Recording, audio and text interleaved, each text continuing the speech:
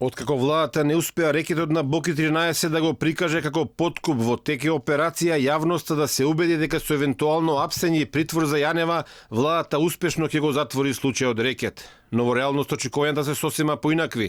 Притисокот на јавноста е се поголем, а најголем дел од граѓаните, но и дипломатите во Скопје и Брисел се свесни дека Боки 13 и Зоран Кичеец не можеле сами без владина и партиска инфраструктура на СДСМ да рекетираат десетина бизнисмени, некој од нив меѓу најбогатите во Македонија. Во обиду да се прикаже дека Катица Јанева, а не некој друг е врвот на криминалната пирамида, денеска несвесно се вклучи обвинителката Лиле Стефанова, која во несреќна комбинација одговори за новинарите, на јавност даде причина на свој начин да ги поврзе зборовите рекет, СЈО, криминал и Катица Јанева. Немојте ме молам, јас не сум експерт за криминал. Добре, не се Јас сум експерт против криминал. Обвинител се. Дали така се убедува? Може би обвинет за да стане заштитен? Прашете Катица, тоа се не Дали измени. претрес има во СЈО како што одредени медиуми пишува? Како? Дали претресуваат кога влегуваат? Не знам, не ми е познато. Не сте биле во СЈО? Не сум била вчера, мислам.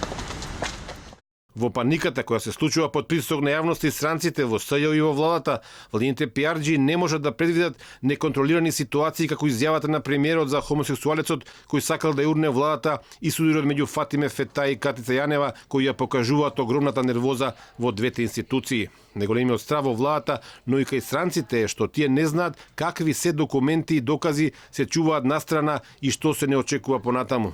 Посебен проблем за Заев и неговата екипа се странските дипломати кои по предолгиот молк во серија јавни пораки бараат целосна разврска, поради кој датумот за ЕУ е се подалеку.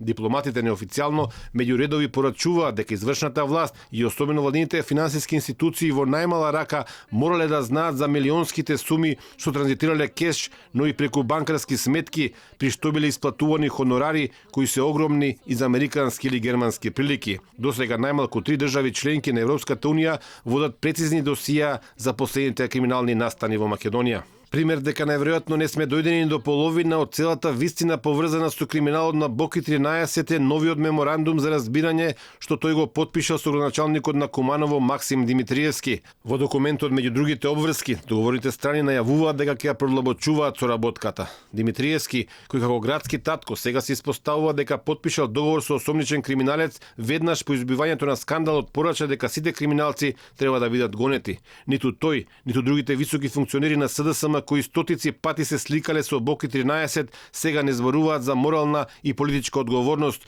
што дозволиле рекет и злоупотреба на нивниот главен шеф, премиерот Зоран Заев.